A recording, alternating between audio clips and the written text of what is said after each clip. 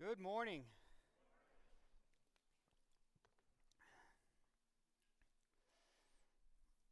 Before I get into my message, I wanted to remind everybody that this week we are transitioning into a new giving platform. For most of you, it doesn't mean anything because you'll just follow the link, whether it's the QR code on the bulletin or you follow online. You'll go to the right place if you just arrange. The only people who really need to pay attention are those who have their giving automatically set up. You will, if I have not talked to you yet, you will receive an email that tells you exactly how to turn off the old giving and turn on the new one. It's very simple. If you have any problems whatsoever, give me a call. And I have the.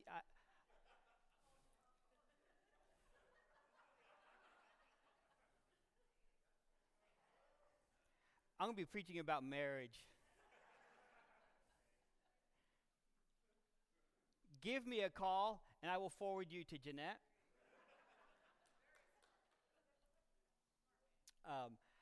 I know how to do it, but let's be honest, I'm just going to forward you to her anyway. So that is we're going to go live with the new platform on Wednesday. And over the course of the next month or so, we're going to be introducing some new features that all of this has. And so I'm really kind of excited about really it's going to make our side a lot easier, but it's also going to make your side a little easier too. So just wanted to make that mention before we get going. Okay, so if you currently have the Alexio app on your phone, not all of you do, some of you do. If you do, you can go ahead and just delete that after today because you will not need it anymore. Because starting next week, we will have a new sign-in if you even use Alexio to sign in. So just, yeah. If you have any questions, call the church office. Don't call me, call the church office. I mentioned last week that Eli has started basketball, and he was in a tournament yesterday. Again, I forgot what I say. Forgot. I never really understood what it was like to be a parent, because my kid's 10 years old, of somebody who's in extracurricular activities such as basketball. They have tournaments every Saturday for the next 6 weeks. So your Saturdays are shot for the most part, which is okay. But one of the things that I noticed yesterday in watching him, now the first tournament, not yesterday but the week before, Saturday, it was his first time really playing basketball at all. He went to practice, but playing, and we could tell watching him, or I could tell watching him, that he was out there and he was pretty much just completely confused. Just completely confused. So this past week, him and I went out a couple of nights in the evening. Now, I was an avid basketball player when I was in middle school, high school, even getting into college. I was an avid. There was a time in my life where I was playing basketball 4 days a week. So, I played more basketball then than I play golf now. So that tells you a little bit about it. So I took him out, and I helped him with a couple of things, a little bit how to better play defense, how to rebound, how to block out, to be a little more aggressive. And yesterday we did see quite of an improvement in Eli in his assertiveness and how he played defense. You know, he still forgot a couple of things, but it takes time to learn these things and not forget them, for them to be just reaction. But something I noticed yesterday as I was watching this. Now, You know Eli. He's 10 years old, and he's this tall. Okay? There were kids on the court who were 10 years old and this tall. Guess who got the rebound? The kid that was this tall. And Eli was not the only one that was a head taller than this kid. And if you know anything about basketball, you will know this, that if you just stand there with your hands in the air, how likely is a ball just going to land in your hands? Not very likely. It just doesn't happen.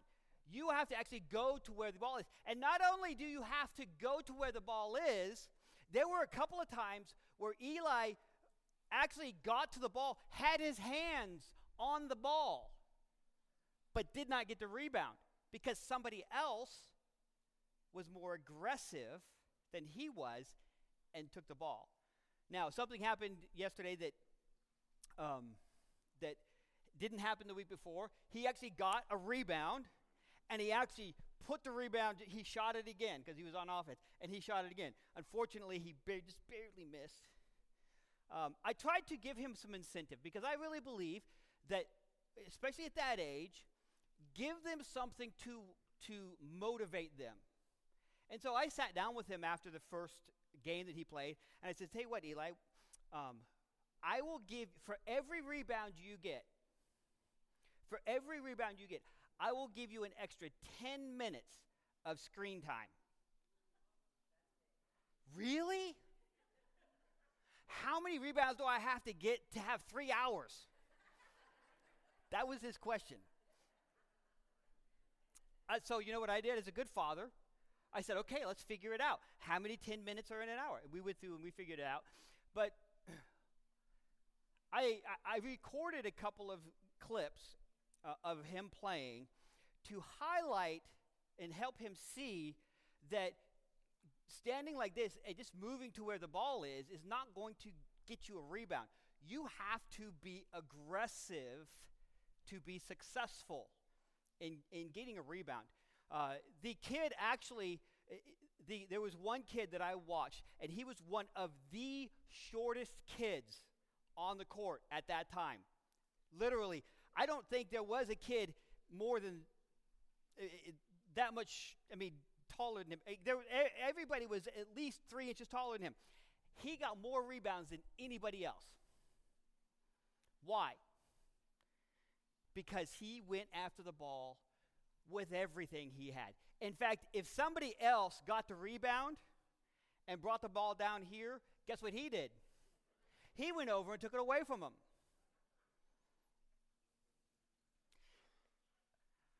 And this is a perfect illustration of how we need to be in a specific situation in our life. And it is a situation that is probably the most important earthly situation we will ever find ourselves in. Not just a single situation, but a situation in which we are dealing with for pretty much the rest of our life. And that is the marriage situation. A lot of people go through marriage, treat it as though I want the best marriage ever. All right, I want you to land in my hands. That's how they treat marriage. They think that if they wish it, if they just wish hard enough, or if they put their hands up in the air and then they move, even Christians. God, I want the best marriage. Oh, there's the ball. Let me move over here a little bit, and hopefully the ball will, I'm making it easier for the ball to land in my hands. Unfortunately, that is how not just society in general, but even Christians view marriage. They pray, and you should pray. They have their hands up, expecting God to do something, and you should. But they lack aggression to the things that they really want. We want the best marriage ever. but we don't want to work that hard to get it. So, in our series, we're talking about family matters. And last week, I talked about who am I as an individual? Because who I am as an individual, how I see myself as an individual, will determine how I relate to everybody else, specifically how I relate to the person closest to me, being my spouse. Okay, I know that not everybody in this room is married. I know that not everybody in this room, maybe there's somebody here who doesn't even want to get married. Maybe somebody watching online who says, marriage, I don't need that. Let me tell you this. If you love Jesus and you want what Jesus wants, you not only want, if you're married, you not only want the best marriage possible. If you know somebody who's married, you want them to have the best marriage possible.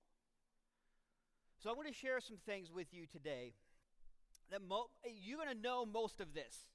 So I'm just reiterating some things you probably already know. But there are going to be some things in here that I'm going to say that probably is going to take you back a little bit, but then move you even further forward.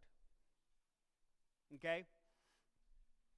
Last week we just decided that we are just not we're just not an animal with a smarter brain than all of the other animals. Okay? We were specifically made by God in a unique way and given something that no other creation was given. The image of God. And that image allows us the ability to judge things morally and the ability to live eternally. We're going to live forever. The question is, where are you going to live forever? Now, understanding that's who we are, that's how we were meant, there are things that God says about us and other people. Specifically, marriage. The one other person that is most important in our life. In the process of doing some research in this, I came up with some quotes that I want to read about marriage. And I just thought them very interesting, really good. So I'm going to read some of the ones that I came across. Marriage in it is an adventure, not an achievement. Marriage is more than finding the right person. It is being the right person. Marriage is like a dance. No matter how careful you are, periodically you're going to step on your partner's toes. Marriage is a perpetual test of character. Marriage is a marathon. It's not good enough to make a great start. You need to work to the long term. You need to figure out how to keep plugging away to reach the end. Love is blind. Marriage is the eye opener.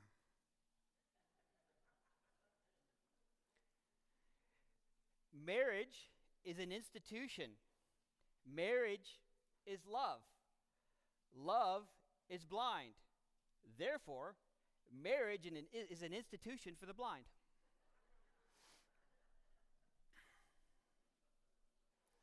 John Calvin, who was a French reformer, said this: marriage is a covenant consecrated by God. Our society has done everything in its power to distort God's view of marriage. God has a very specific idea about marriage itself. And our society has completely gone the opposite way. And it is not by accident that this has happened. It is by design, not God's design, but Satan's design. The idea of somebody being non-binary. Non-binary simply means that you are not one of the two recognized genders, male or female. Okay? You're not one of those two. You're something different. That is a lie that is perpetrated by Satan to lead people away from God. It used to be that Satan had to insert little lies into a bigger truth for people to believe them. I'll give you an example. There was a time where infidelity was not just looked down upon, but if you were found to be an adulterer in your marriage, you would almost get, kicked out of society. And what would happen is, in the midst of that society where adultery was looked down on, Satan would throw in a little lie, and to get you. He would say something like, "Well, yes, adultery's bad, but it's okay to imagine yourself married to somebody else. It's okay to look at these images because they're not hurting anybody." And so what Satan would do is he would have this truth that is God's truth, and he would put a little bit of lie into that truth. And once he could get you to believe a little lie, he gets them bigger and bigger and bigger and bigger. Now, he doesn't even hide the fact that he's contradicting God's word. He just come out and says it. You're not male. You're not female. You don't identify as a gender. You're non-binary. And that goes directly against Genesis 1, verse 27. God created human beings in his own image. In the image of God, he created them. How? Male and female, he created them. He created two genders to live in harmony. And our society has failed both of those. Failed in two genders and failed in living in harmony. Because now, in our society, you don't have to live in harmony. Because if you don't live in harmony, guess what? You just get a divorce. And how do you label that? Irreconcilable differences. Irreconcilable differences. I was thinking about that, irreconcilable differences, and I have a couple of other words that I have substituted in there that I think better describes them. Because the idea of irreconcilable differences is differences that cannot be overcome. And I don't think that that's what people are actually talking about. They're actually talking about irreconcilable preferences. I just don't like that anymore. And so I'm going to get a divorce. Or undesirable differences. I just don't desire that anymore.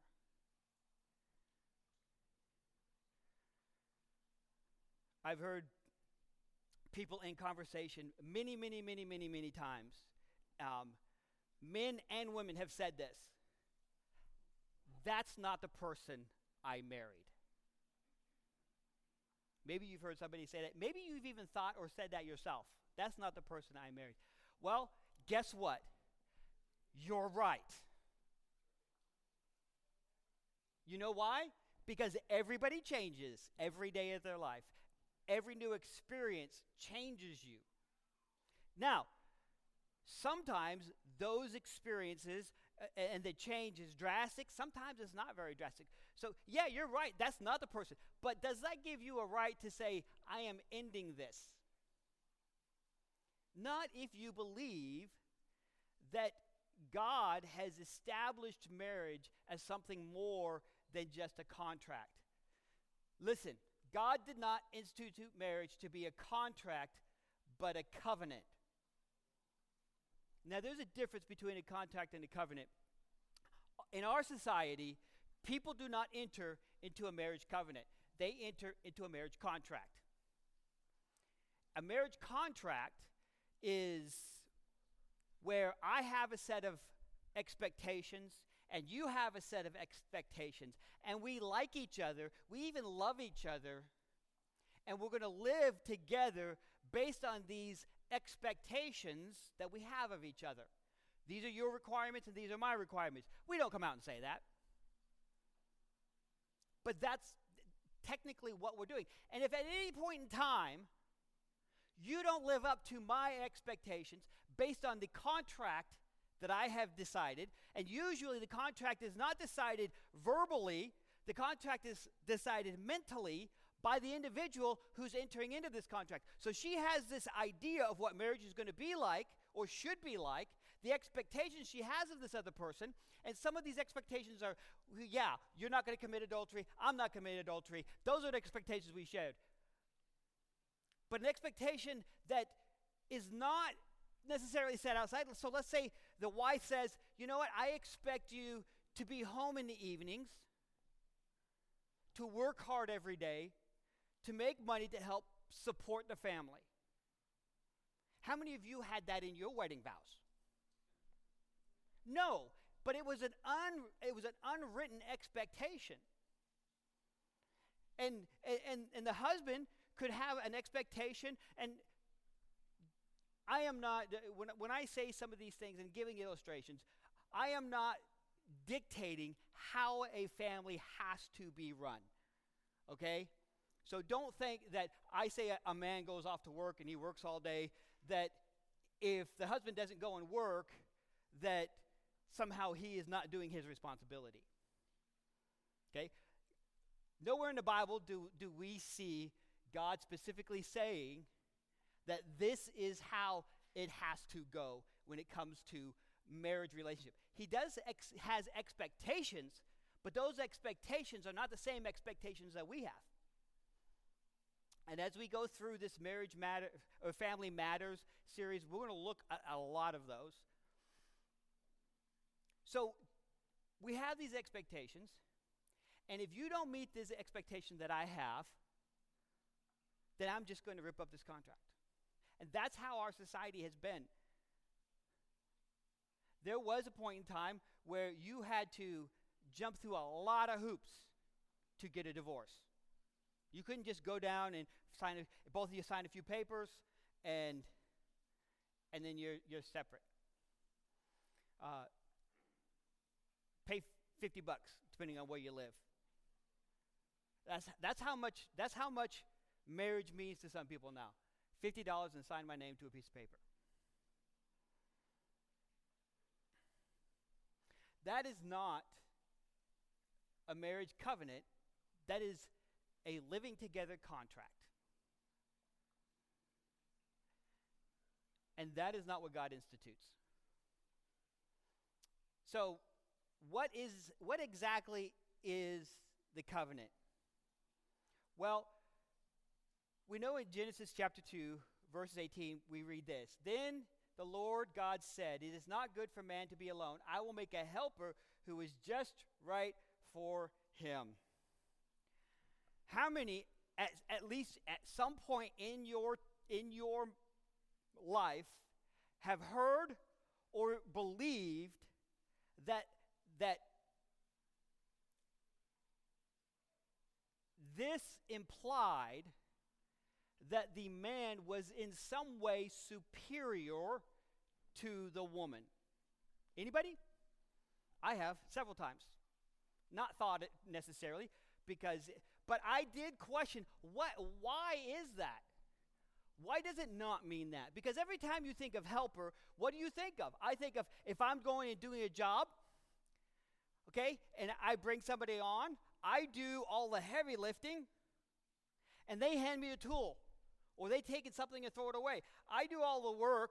Now, do I need the helper to do what I'm doing? Absolutely not. I just have to do more of the work. And that's how a lot of people view the woman, as a helper. But God doesn't say the man could be alone, it's just better if he is not alone. He says it is not good for man to be. In other words, man needs something. What does he need? He needs somebody to hand him the hammer where he's putting a piece of wood up. No, that's not what he means. And I'll show you why. Because the word there for helper is azer. Azer. And I want to read Psalms 115, verses 9 through 11. And listen to who is described as the helper here. O Israel, trust the Lord. He is your helper and your shield. O priest, descendant of Aaron, trust the Lord. He is your helper and your shield. All of you fear the Lord. Trust the Lord. He is your helper and your shield. Is God, as your helper, inferior to you? Then why would we believe that a woman is inferior as a helper to the man? God uses the same word to identify the woman as he does identifying himself.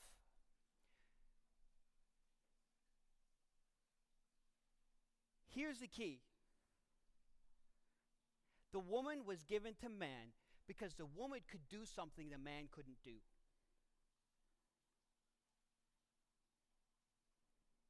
You understand that? The same way that God could do something that Israel couldn't do, that the sons of Aaron couldn't do, the woman was given to man because it was not good for him to be alone. There were things that needed to be done that he couldn't do. And once you realize that is the way it is viewed, it helps you understand what we talked about last week is in the identity of God. We are built in his image. And so being built in God's image makes us the same. The only difference is that I'm male and she's female. And no matter how hard I try, no matter what surgeries I get, I will never be able to have a child. Never. They could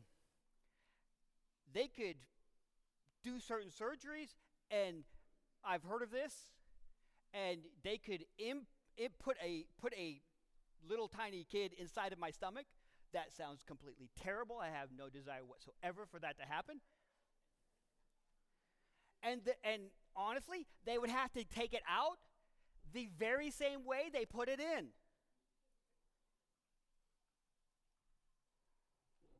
But that doesn't mean that I could have a child in the sense of I could naturally get pregnant.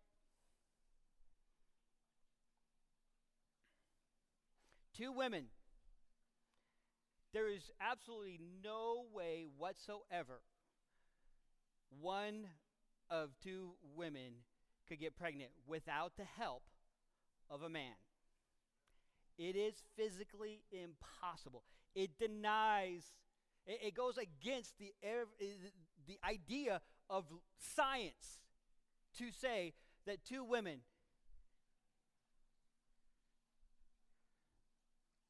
So, I've heard a lot, and it's not hard to, if you're on social media, you can see a lot of instances where some people, women specifically, will say, we don't need no man. Well, you're right. If you want to die off in 2 generations, you don't. Do you need a man to do most of what you do in life? No, you don't. You don't. You could do it yourself. There are female body lifters that can lift a whole lot more than I can.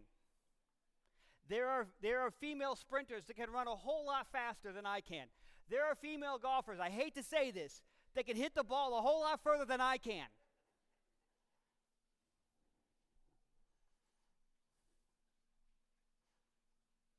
But to say we don't need a man is to deny that there is a difference between men and women.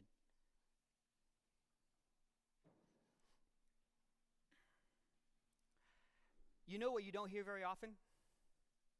How often do you hear men say, well, we don't need women? Have you heard very many men say that? I have a whole slew of reasons why, but we won't go there. To say this, just because the term helper was labeled when God created woman was not an indication of her value or her abilities. Because she was providing something. God created her to provide something that Adam could not.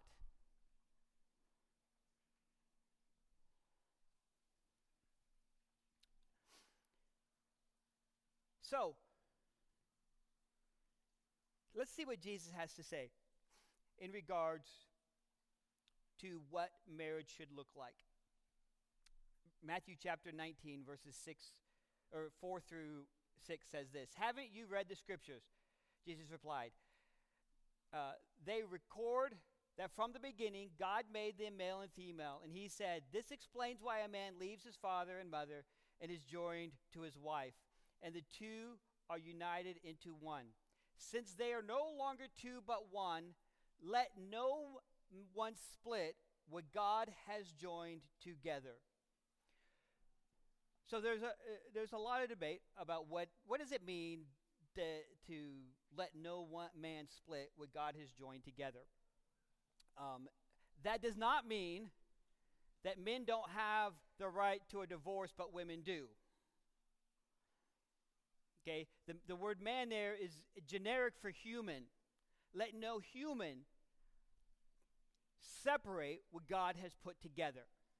You know what that means. That means God is the one who gets to decide who does and does not get a divorce. Let me say that again. I'm going to say it the same way because it's very important. God and God alone is the one who decides. God, as the originator of the marriage covenant, is the deciding factor of the covenant's end, not you.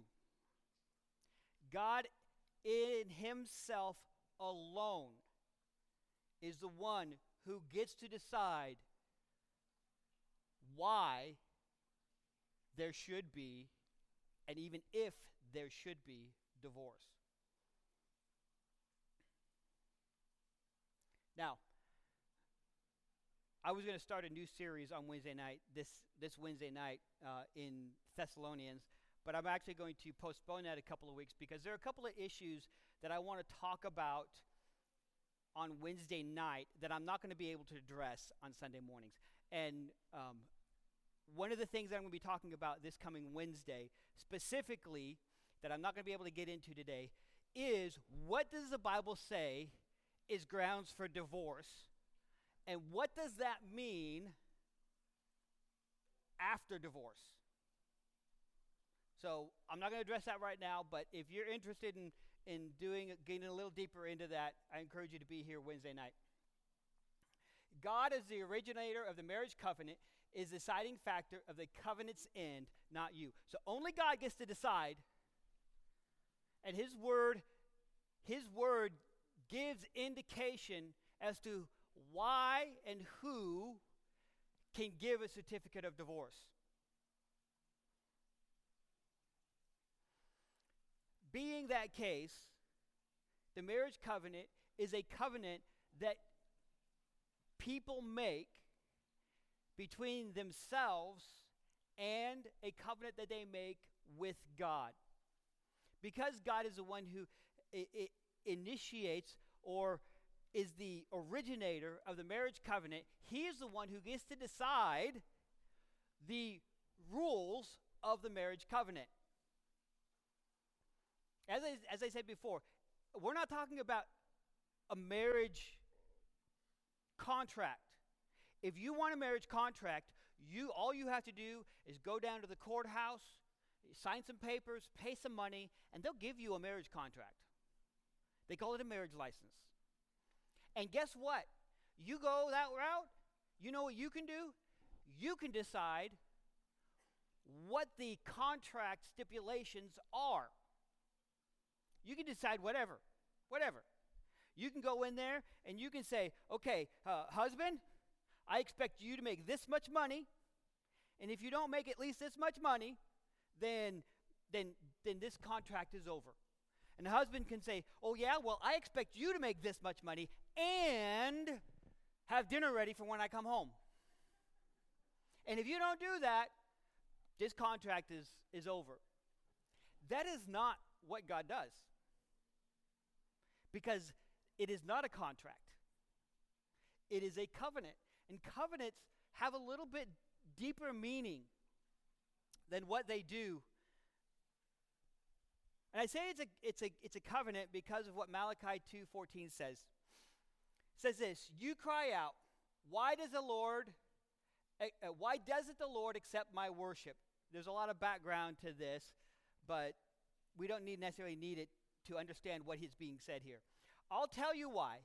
Because the Lord witnessed the vows you and your wife made when you were young. They got married. But you have been unfaithful to her, though she remained your faithful partner, the wife of your marriage vows. Now, I think the New Living Translation does a terrible job of translating this, because that last word there, vows, is not adequately translated. The word there is berith. You're supposed to actually roll your tongue when you say bear, but I can't roll my tongue, so. A berith actually means, you guessed it, covenant. Covenant. Covenants are very important because covenants do not have the same substance that contracts do. Because contracts are, as I've already expressed, originate with us. We are the ones who get to make the contracts. Covenants originate with God. And covenants are very unique. They had in the ancient East, they had covenants back then, and they had different type of covenants. One of them was a salt covenant. And so what you would do is, salt was very important back then. And so if you were going to make a covenant with somebody, you had a little pouch of salt. You would take a little bit of salt out of your pouch, and you would give it to them and put it in their pouch. And they would take a little bit of salt out of their pouch, and put it in yours. As an exchange, as a covenant. And here's the thing. Once that salt gets put in the pouch, there's no difference between your salt and their salt. You can't go through and say, oh, well, that was part of his, and separate. It was a final thing, unlike a contract. There was another type of covenant that God makes with Abraham that is the same type of covenant. That's not the kind of covenant that really God is implying when he talks about marriage covenant. The other type of covenant is the one that God makes with Abram that he also makes with us when we make a covenant with our spouse. And it's really interesting. And, well, we'll get to that. You'll understand why. Genesis 15. This is kind of a long passage, so we're going to read it real quick. And then I'm going to explain it.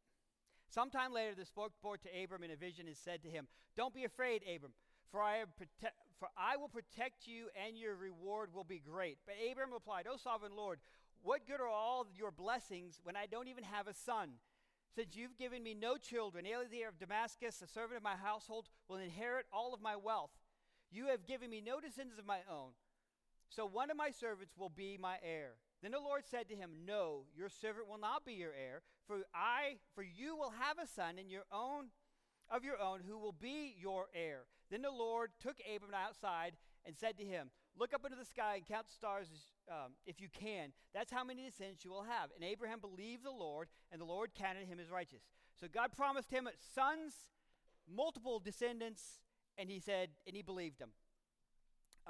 Then the Lord told him, "I am the Lord who brought you out of the land of Ur of the Chaldeans to give you this land as your possession." But Abraham replied, "O sovereign Lord, how could I be sure that I will actually possess it?"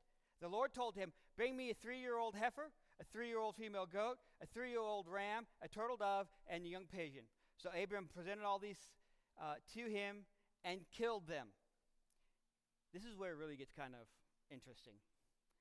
Then he cut each animal down the middle and laid the halves side by side. He did not, however, cut the birds in half, probably because they were too small. Some vultures swooped down to eat the carcasses, but Abraham chased them away. The sun was going down. Abraham fell into a deep sleep, and a terrified darkness came down over him. Then the Lord said to Abraham, "You can be sure that your descendants will be strangers in a foreign land." So God's promising him that he's going to get this land. And here's how he's going to promise him. In the foreign land, they will be oppressed as slaves for 400 years. So there's going to be some oppression before they get to the land. "But I will punish the nation that enslaves them, and in the end they will come away with great wealth." So part of the reason they go down there is to multiply and to come back with great wealth. "After 4 generations, your descendants will return to this land, and the sins of the Amorites do not yet warrant their destruction." After the sun went down, darkness fell. Abraham saw a smoking fire pot, and a flaming torch passed between the halves of the carcasses. So the Lord made a covenant with Abraham that day, and said, "I have given you this land to your descendants, all the way from the border of Egypt to the great Euphrates River, the land now occupied by the Kenites, Kenizzites, Cadmonites, Hittites, Perizzites, Rephaites, Amorites, Canaanites, Gishgarites, and Jebusites." Did you get all that? That's a lot, wasn't it? So God is making a promise to Abraham. Descendants and land. Abraham took God at his word for the descendants. But because that's something he could see in his lifetime, all he has to do is have a kid, and the evidence is there.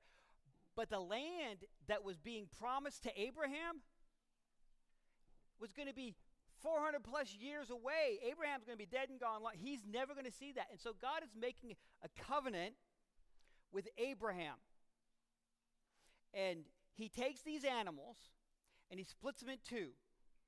And, splits them down the middle in two. Lays one over here and one over here. Each one of the animals. And the birds he didn't split. He just laid over there. And a long time passes from the time that happens. And so it was called a blood covenant because you would split the animals in half and you would lay them down. And what happens when you cut something open? What's the first thing you see? Blood. Where do you think the blood ran? Everywhere. And so what would happen is the people who are making this covenant would walk in between these two slain halves to show their promise to live according to this covenant. And both parties would walk through this and say, if I break this covenant, I surrender my life. And this is what God is setting up. But something very unique happens. Something very, very, very unique happens. After the sun went down and darkness fell, Abraham saw smoking fire pot and a flaming torch. Think of smoke and think of fire. Where else do we see that? In the wilderness. And what is this? What happens to these? They pass between the halves of the carcasses. So the Lord made a covenant with Abraham that day. So God's making a covenant with Abraham and saying, I'm going to do this. And Abraham is supposed to, based on the covenant, Abraham is supposed to walk with God through these dead animal carcasses to make sure that the covenant is fulfilled. If Abraham had walked through the covenant, it would have been mandatory for God to have killed Abraham, because Abraham could not live up to the expectation of the covenant. It was a blood covenant. It required your death if you did not live up to the covenant. And this is why covenants are so important, because there are severe penalties when the covenant gets broken. But it was interesting that God did not require Abraham. Abraham's over here watching everything happen. God is in the smoke, in the torch, the fire. God is walking through this covenant, not expecting Abraham to walk through, because he knows Abraham is going to sin and break the covenant, and he doesn't want to have to kill Abraham, because he already promised Abraham something. God walked.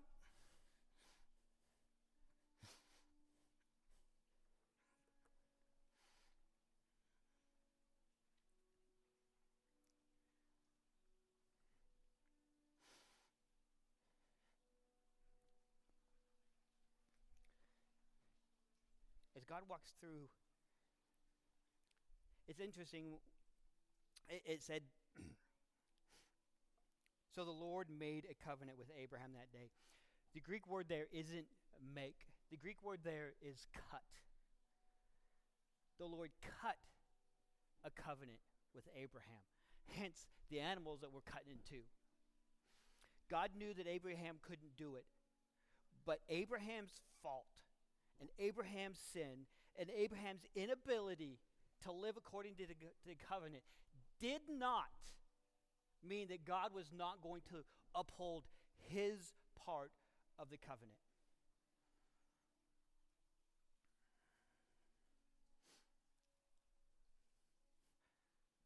The new covenant that God makes with us, he knows we're going to sin. But he promises us something, the same way God promised to Abraham. So how does that translate? How does that translate into the marriage covenant? You do research, and you find there's a lot of stuff about how traditions got started. There's a lot of things that are very contradictory. Some things agree on some things, and they don't agree on other things, and all this other stuff.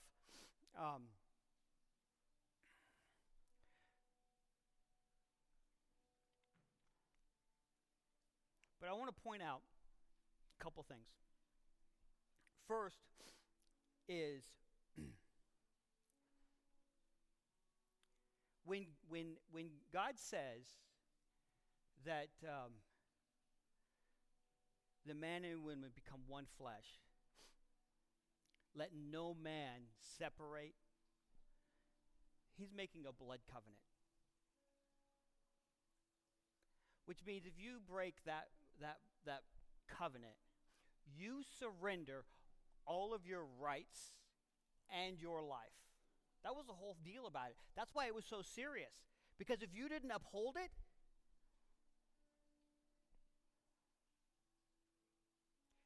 you lost your life.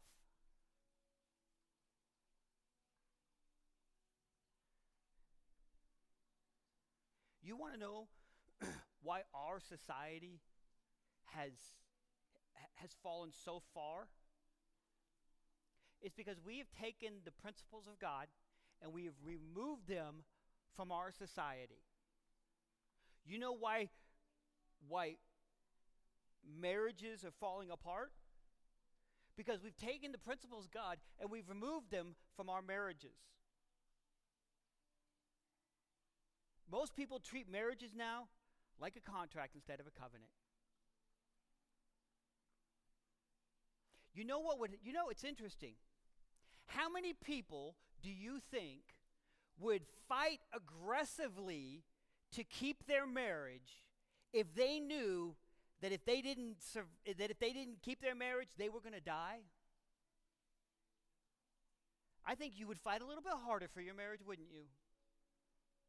You either stay married or you die. That would eliminate a lot of divorces.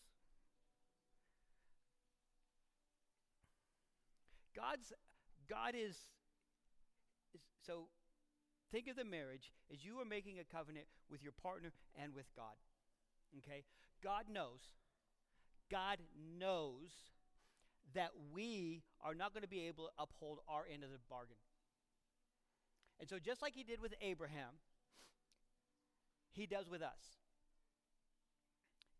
A lot of grace, a lot of grace, a lot of grace.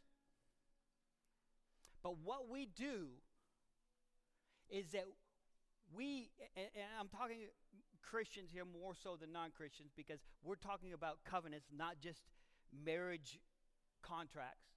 What we do is that we want our spouse to give us grace the way God gives us grace. Our spouse was never meant to give us grace the way God gives us grace. Our spouse is meant to try to the same way you are tried to, but will fail.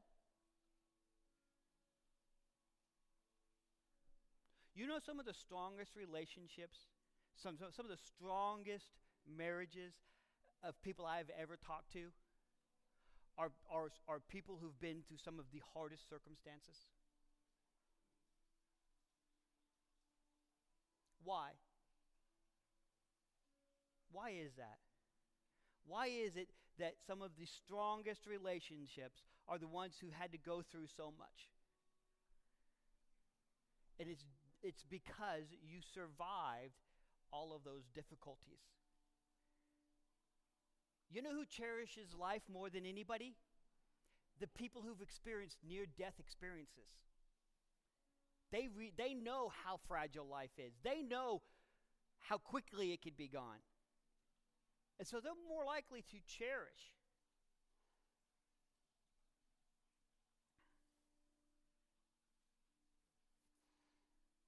I think, I said this before, Jeanette and I celebrated in November 20 years of marriage. And I am pretty confident in saying that we are experiencing, even the honeymoon stage, we are experiencing some of the best of our life. And it's not because we've never had any difficulties. It's not because I've done everything she wanted me to do, or I've done everything she wanted me to do for her, and she's done everything I wanted her to do for me. That's not why. Now, I'll be honest with you, divorce was never an option for us. But I have told her, we got into an argument a while back, and it was, looking back now, as they all are, it was really stupid. But I made the comment because I knew that divorce was not an option, and it was an argument. I'll be completely transparent with you. It was argument about the church. You guys don't know this, but my wife and I fight more about this church than we do anything else. And it's not because I work too much, because I don't.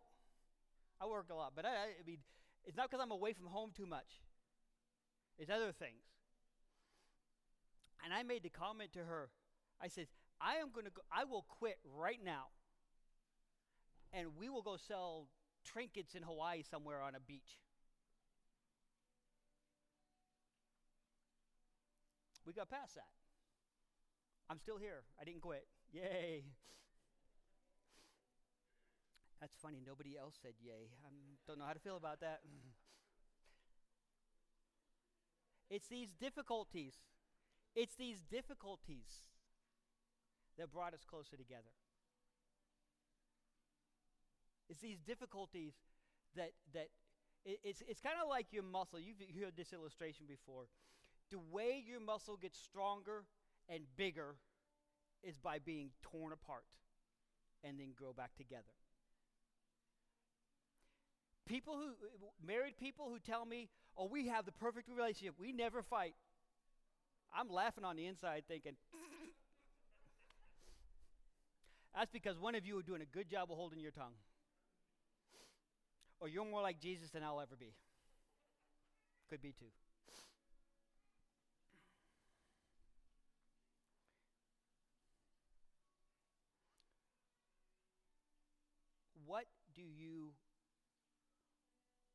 What do you want your marriage to look like?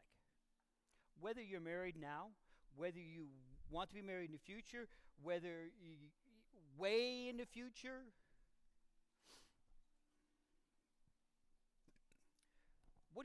it's the same principle, same principle as your relationship with Jesus. What do you want to look like? Do you want to be like this? Hey, there's the ball. Oh, I didn't get the rebound. Because all you have to do is do absolutely nothing, and that's what will happen. But if you want to be the kid that gets 80% of the rebounds, guess what you're going to do? You're going to run around that court like a chicken with its head cut off. He also was a kid who scored a lot of points too, believe it or not. Why? Because it was important to him. Important enough to do something about it.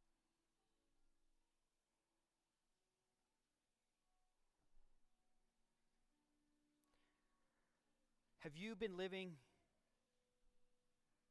in a marriage that has been built on contracts? Or has your marriage been built on a covenant? Maybe it's been built on a covenant and you've been treating it like a contract. Well, he didn't do that for me. Well, she doesn't do this. You need to be thankful that God does not treat you the same way you treat your spouse.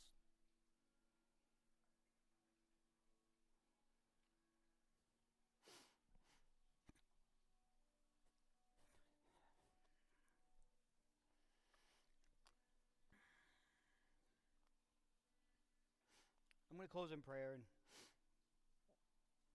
as I do, as always, it's time for you to do a little bit of reflection and talking to God. Some of you probably need to have a serious conversation with your spouse after this. If for no other reason, just to apologize. Some of you have been hurt, and you've kept it inside because you think it's not going to do any good. The only thing that hurt does that you keep inside is build resentment. I wish I could say that if you talked about it, it would solve it, it would work itself out. Maybe that person is not going to accept what you have to say. That could be. But two things that I do know for sure. One, it's not your responsibility anymore if you do it. Two, God will see you through it. Some of you probably need to just make a new commitment to your spouse. You've been living a little selfishly.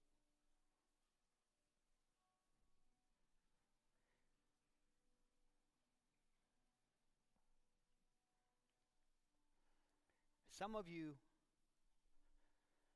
and I say this every time I do marriage counseling, every time I do pre-marriage enrichment,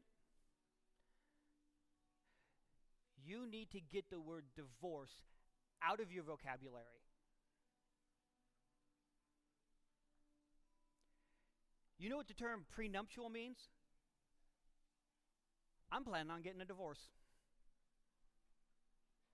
Because that's pretty much what it says. And I get it. I get it. Why people with a lot of money would do that if they're married somebody who doesn't have. I understand the principle. But that's saying there's part of you who is not willing to make this work. And you expect it to end in failure.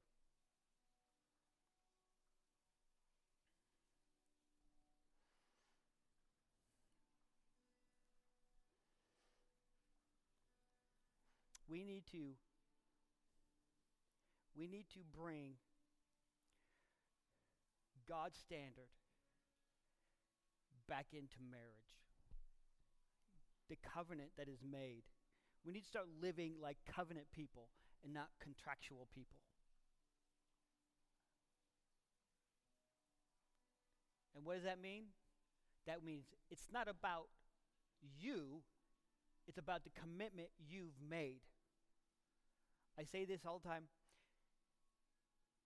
If the wife would do her best to meet her husband's needs, and the husband does his best to meet his wife's needs, neither one of them would not have their needs met. They would both be completely filled in their marriage.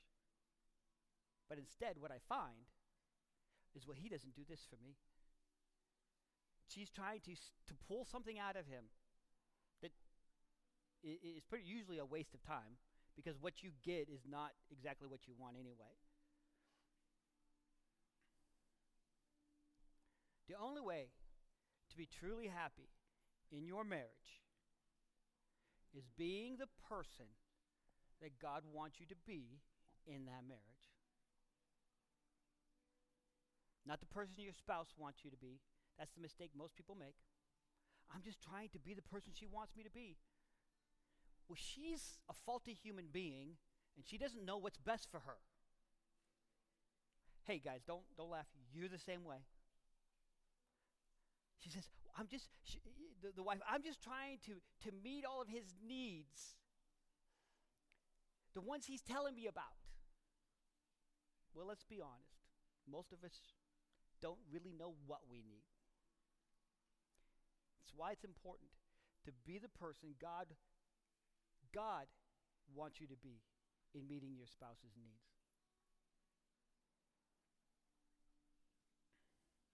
So, Lord, we love you. We thank you. You have made a covenant. Lord, you made a covenant with Noah. You made a covenant with Abraham. You made a covenant with your people. Lord, in a marriage relationship,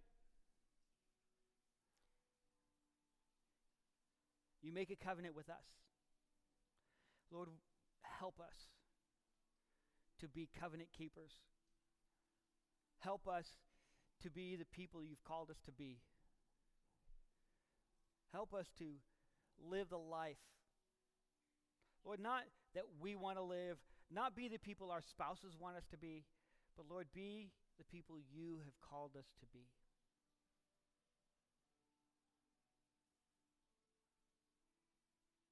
Help us to view marriage the way you view it.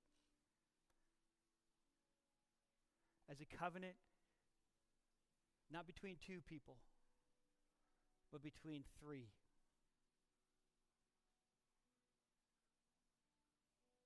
Now, if you've laid on our hearts, Lord, help us to leave this auditorium and go and do what you have told us to do. Whether it's apologize, whether it's to have a serious conversation, whatever it is, God, help us, give us the strength to do it. And help us get our marriage to where you want it. We love you. We thank you. And we ask all this in your name. Amen. All right. Love you guys. Be blessed. Go and have a great marriage, or a great Sunday. Let's say that.